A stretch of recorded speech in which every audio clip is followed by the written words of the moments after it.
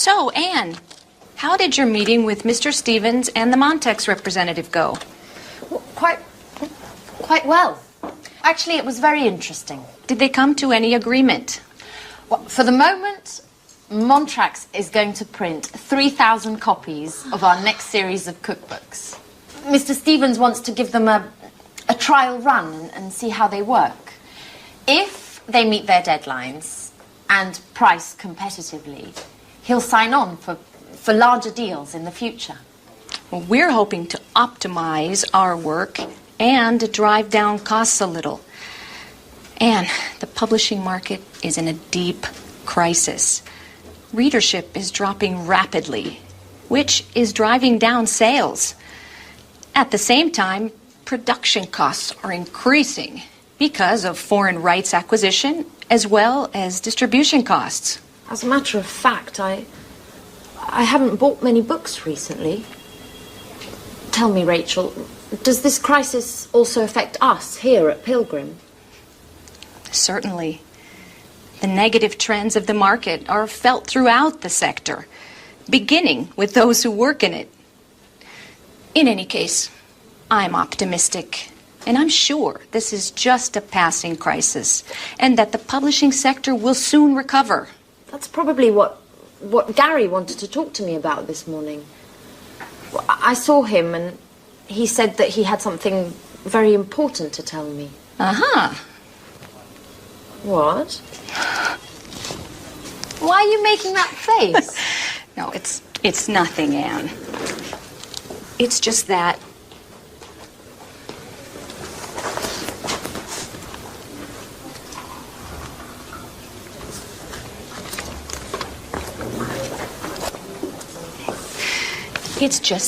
I don't trust Gary.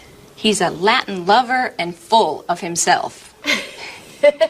He chases all of the pretty girls around here, and you are just his latest victim.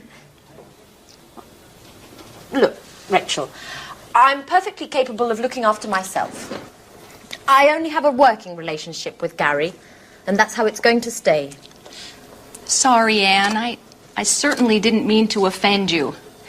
I'm quite aware that you are an intelligent young woman who can keep men like Gary at a distance. In any case, I just wanted to warn you.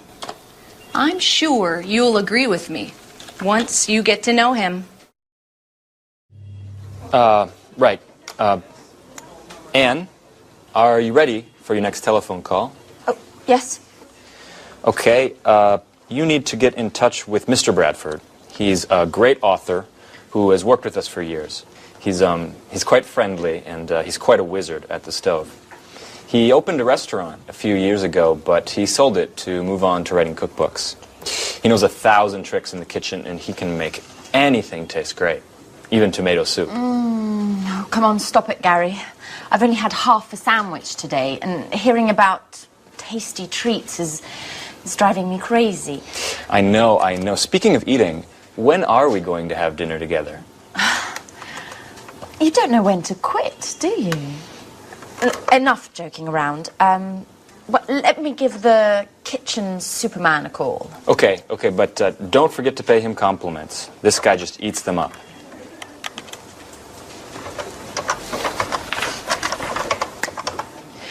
Hello, good morning. This is Anne Baxter from Pilgrim Publishing. Please may I speak to Mr. Bradford? Oh, Mrs. Bradford, hello. I've heard a lot about your husband. He's quite the chef, isn't he?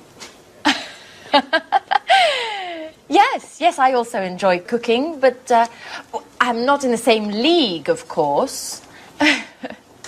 Well, I'm calling to propose a new cookbook series to Mr. Bradford. We're going to be taking it to press soon. Okay, yes, thank you. Yes, I'll hold.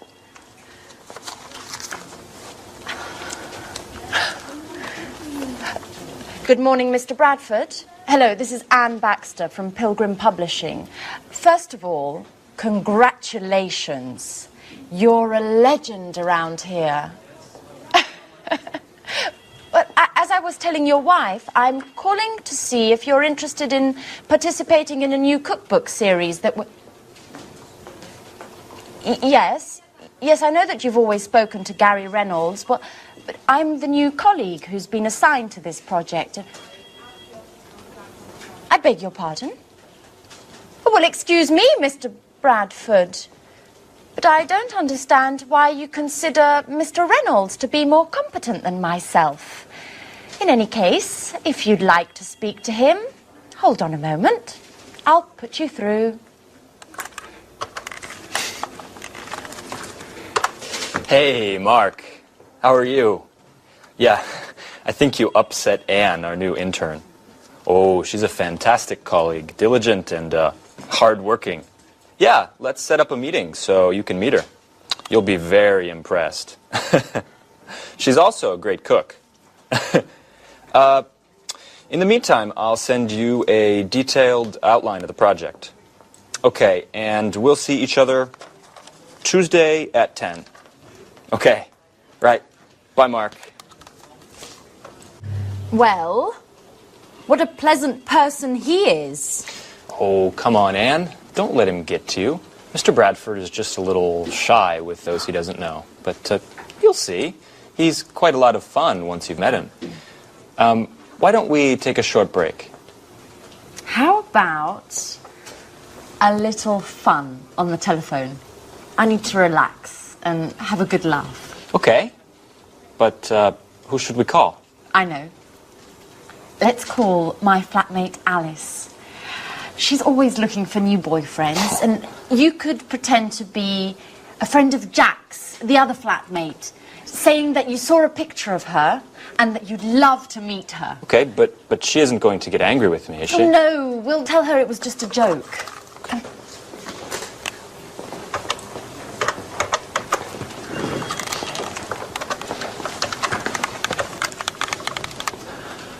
Hello? Is that Alice? Yeah, this is Gary. And I'm calling because, Well, I'm a little shy. and I'm a friend of Jack's, and yesterday he showed me a picture of you. And, well, I think you're pretty cute. Hello? Could you speak up? The line is terrible. Yes, I'm also having problems. This line must be congested. My name is Gary, and I'd like to get to know you a little better. What?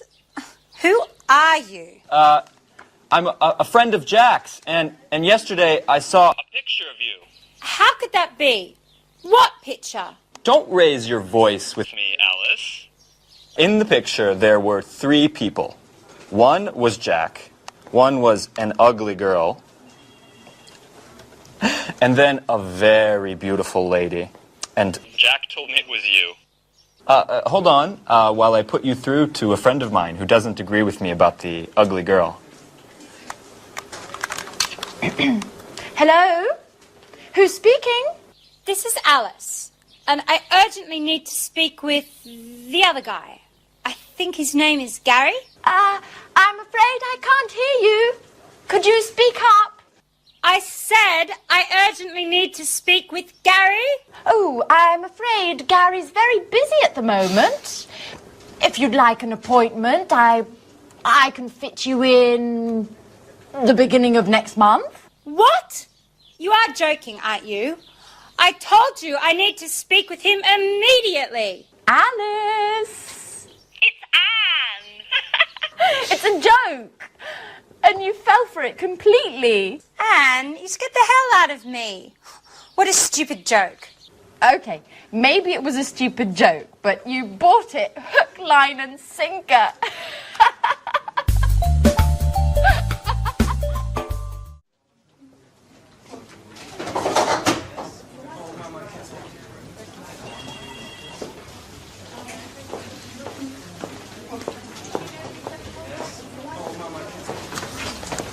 Hi, Anne. Have you got a moment? I just have to show you a few things. Alice, how many times have I told you to call before you come and visit me at the office? If my boss finds out, I'll be in trouble. Oh, yes, I know. You're right. I'm sorry. Anyway, you are on your coffee break, and I just need some advice. I'm going out with Philip tonight. You know, the handsome guy I met at the library last week. Oh, I told you about him, didn't I? I don't know, Alice. I've lost count. Every week there's a different guy. And what's so important about him that you couldn't wait to see me? What if I wear this tonight? It's nice. Red suits you. Really? But if I wear this, I'll have to find the right black shawl. By the way, can you lend me the one you bought last Saturday? Alice, it's brand new. I haven't even worn it yet. Come on, Anne. I told you that this date is really important to me. Okay. What if I wore this one? That's pretty too. Yes, but if I wear this one, it would go better with your blue hat.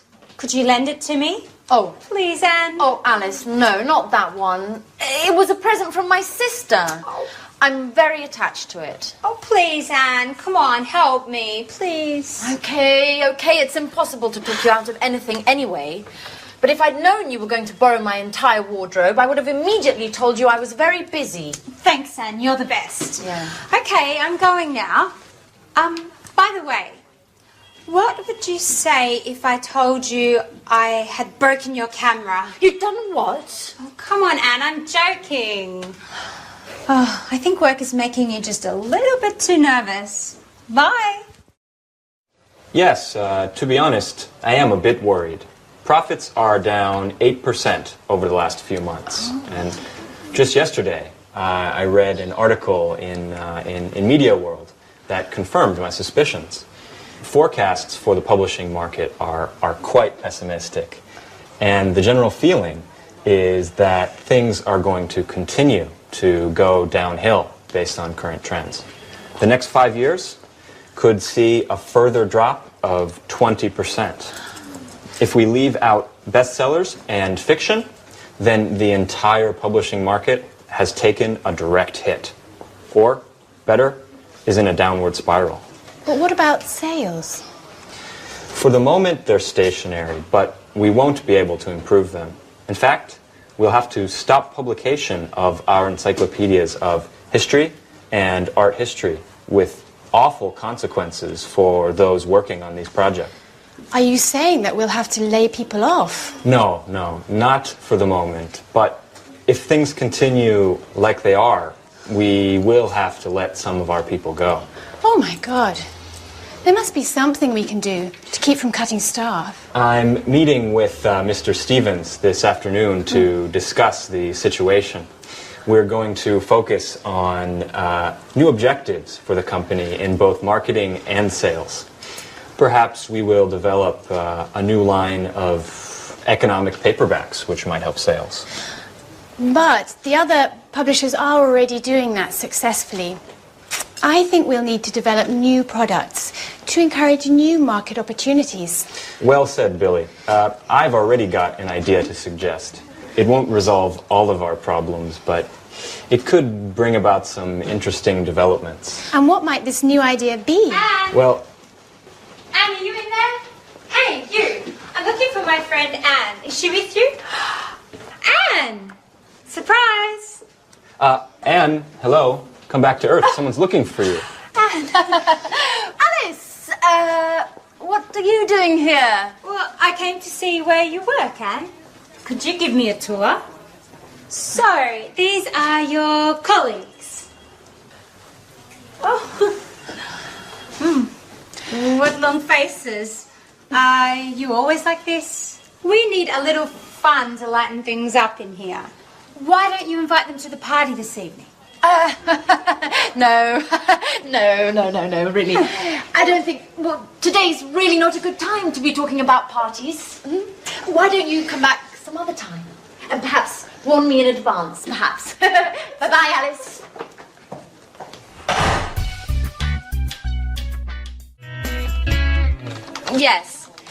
Yes, Mr. Jones. The collection is divided into thematic volumes.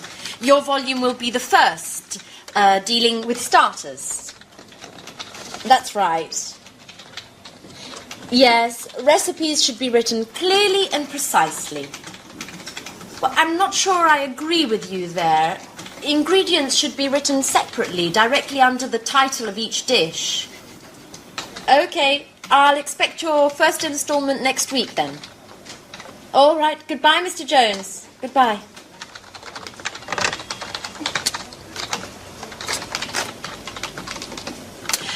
Excuse me, Gary. Has Mr. Bradford got in touch yet? Gary? Hello? I asked you a question. Could you answer, please? What's up, Anne? I'm sorry, I'm writing the contracts to send out to the authors. Have you spoken to Mr. Bradford yet? No. Could you give him a call? I'm really very busy at the moment. Okay.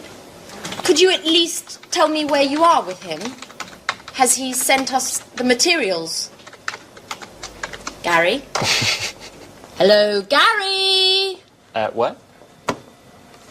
Please, can you tell me what is so entertaining about drawing up contracts? Why? Because you're glued to your computer and you keep laughing like a fool. I'm just in a good mood today. Come on, Gary. I'm not stupid. What are you doing? Okay, you've caught me out. I'm chatting. It's great fun. Would you like to give it a try? No, thank you very much. And you shouldn't be chatting at work anyway. Mr. Stevens might notice. Now, why would he? If he walks in the door, I'll just close the window and continue typing up the contracts. Anne, relax. Let's chat a bit together. No, I'm afraid I can't. Somebody needs to work around here. Now, could you explain how I should proceed with this? You spoke to Mr. Bradford, so could you give me some details on your agreement? Yes, he should have sent some materials in 2 days ago, but we still haven't received anything yet. Give him a call and see where he's at with those.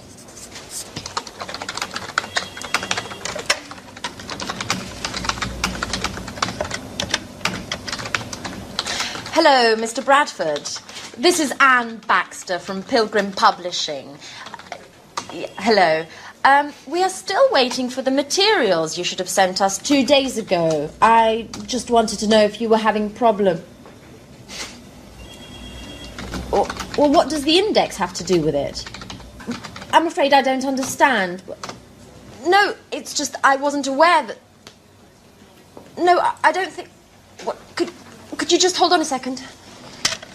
Hey, Mark, this is Gary. No, don't worry. Everything's just fine. Anne just didn't know. Have you finished the index, then? Okay, great.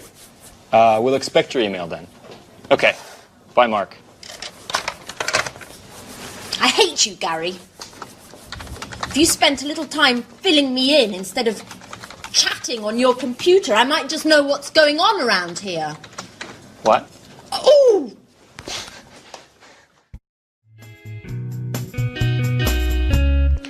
I've called you in today to bring you up to speed on our new cookbook series.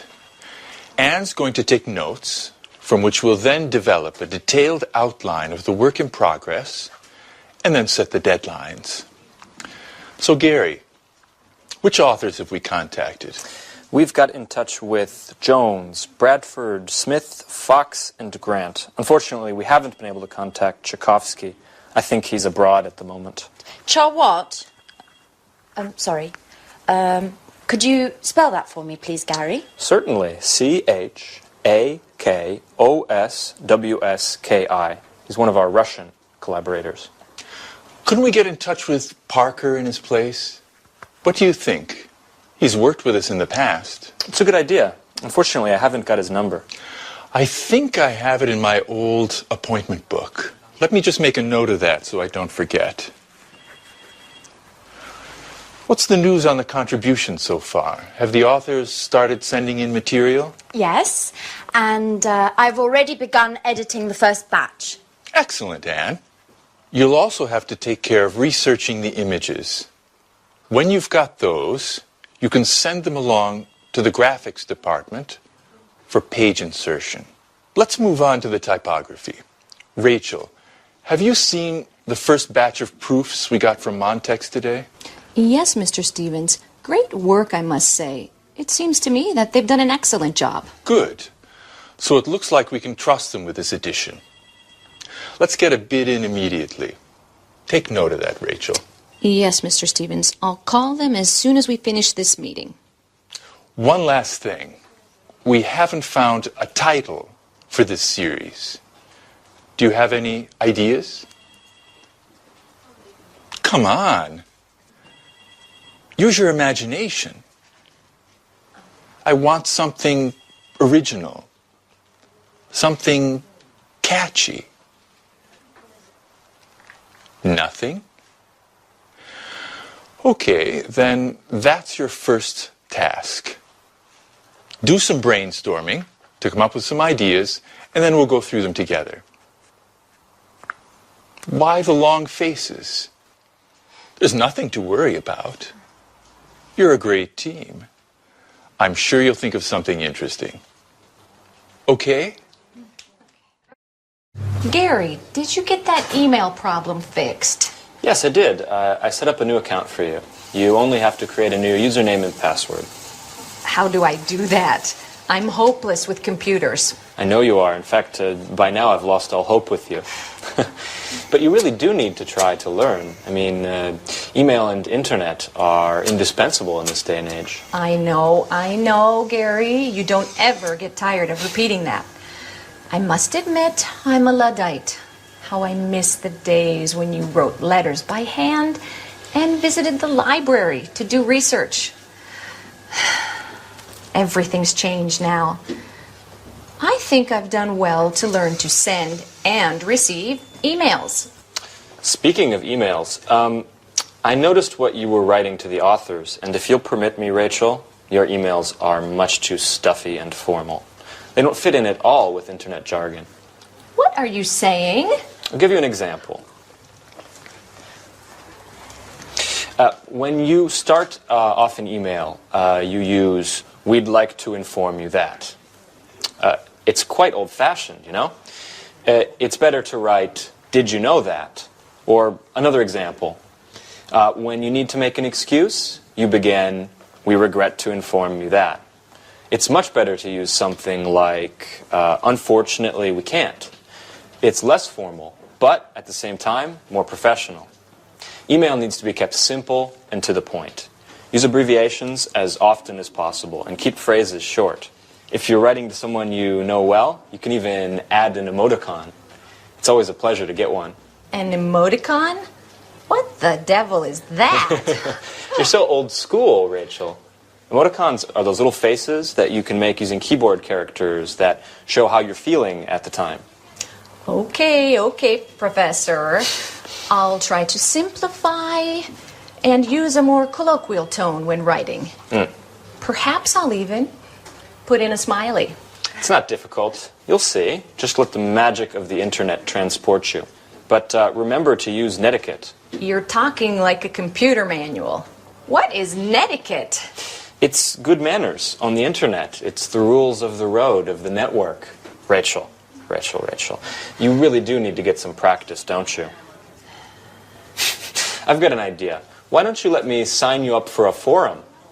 That way you can learn the rules of the road and the lingo as you surf. Speaking of which, do you like music? Huh? Music? Yes, very much so. Great. Then I'll add podcasting sites to your favorites.